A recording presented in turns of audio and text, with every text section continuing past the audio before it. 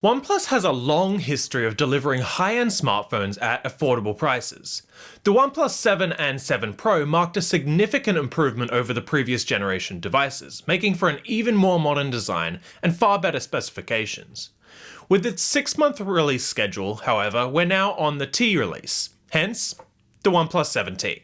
We're still expecting a OnePlus 7T Pro for those that want the cutting edge, but for now the standard 7T is here for those that want to save cash and still get a solid high-end device. The device improves on a few key areas over the original OnePlus 7, while still retaining the things that everyone loved about it. OnePlus's phone release schedule has gotten a little confusing over the years. The OnePlus 7T is a successor to the OnePlus 7, but the OnePlus 7 was never released in the US. The OnePlus 7 Pro, however, was. So the OnePlus 7T feels almost like a successor to the 7 Pro if you live in North America. Couple that with the rumors that OnePlus may not release the expected 7T Pro in the US, and you have kind of a strange release schedule from the company. If you like this video, please subscribe to this channel to get notified of other videos. It really supports the channel and I'd really appreciate the support. The phone's design is pretty good, but the camera bump may be a little polarizing. It's large, circular, and it stands out, and I don't personally love the look of it. It'll look fine with a case if you get one, and you'll get used to it, but it may take a while. On the left of the device is the volume rocker, while on the right is where you'll find the power button and a slider that lets you easily switch between the ring, silent, and vibrate modes. The device is available in Glacier Blue and Frosted Silver. I'm obviously reviewing the Glacier Blue model, and it looks great, especially in light. Size-wise, the device is actually pretty big. As you can see, it's almost as big as the OnePlus 7 Pro, which was a pretty huge phone. There are a lot of things about the phone that are similar to previous generation devices, but not quite the same. For example, you will get a teardrop notch in the device, but it's a little smaller than the one on the OnePlus 7. You'll also get a slightly boosted version of the Snapdragon 855, called the 855 Plus. Coupled with that, you'll get 8GB of RAM, while the previous phone offered either 6GB or 8GB. It's a nice update. 6GB is starting to feel a little low these days, and the extra RAM will help you get that little bit more performance, especially during heavy multitasking and mobile gaming. The battery capacity on the device is slightly different too. While the OnePlus 7 offered a 3700 mAh battery, the 7T sits in at 3800. You'll only get one option for storage, one 28GB, but that should be more than enough for most people. There's no microSD card slot here, so if you really need more storage, then you're going to have to look elsewhere, or maybe get used to using cloud storage like Google Drive. If you're into benchmarks, the device is pretty powerful. On Antutu, the phone scored an impressive 397,862, which is a fair amount better than the OnePlus 7 Pro's 373,461, despite the 12GB of RAM in the 7 Pro.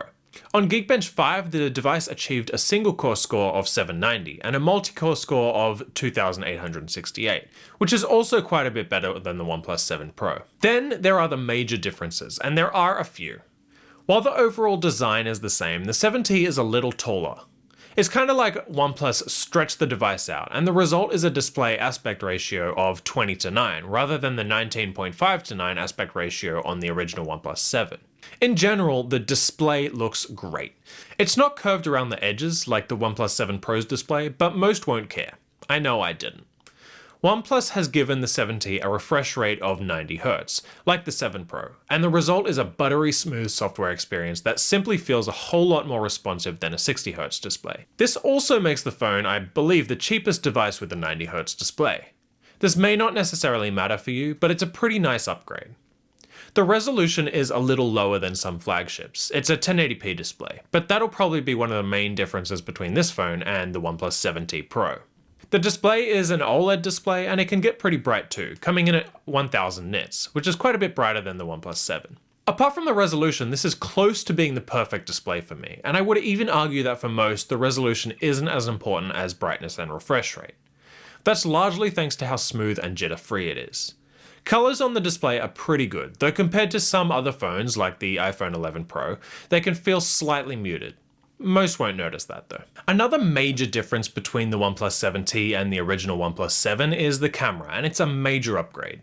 The new device offers a 48 megapixel main sensor with an aperture of f1.6, along with a 16 megapixel ultra-wide sensor and a 12 megapixel telephoto lens.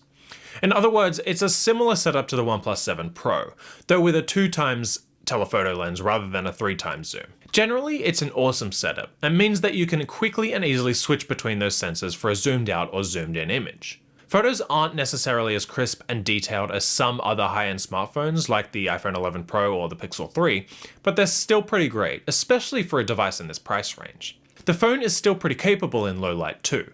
As you would expect, it has OnePlus's Nightscape mode, which doesn't work on the telephoto lens, but when you do use it, it works pretty great.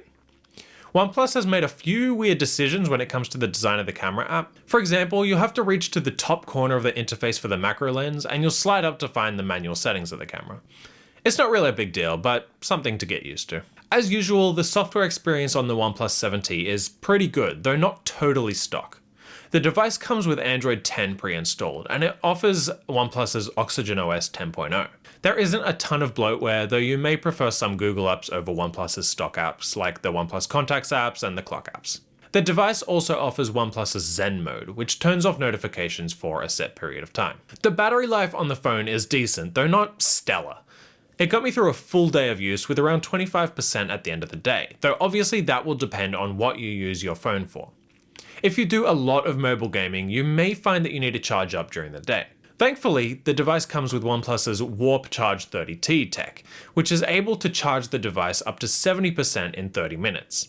That's pretty impressive, and it's great news for those that need to quickly top up. Of course, you will have to use the charger that the phone comes with, so don't lose that charger. Ultimately, the OnePlus 7T is a pretty massive improvement over the OnePlus 7, but not over the OnePlus 7 Pro. If you already have a 7 Pro, don't be confused by naming and release dates. Your device is still worth keeping. Instead, this is the device for those that have something that's already a few years old. If it's time to upgrade devices for you and you want the single best phone at $600 or under, the OnePlus 7T is the device for you. The display is great, it's a high performer, and has a great camera for a device in this price range. In other words, the device isn't really bad at anything. Even the battery, which isn't amazing, isn't bad. Thanks so much for watching, and again, please subscribe to this channel if you enjoyed the video. My name is Christian, and I'll see you next time. See ya.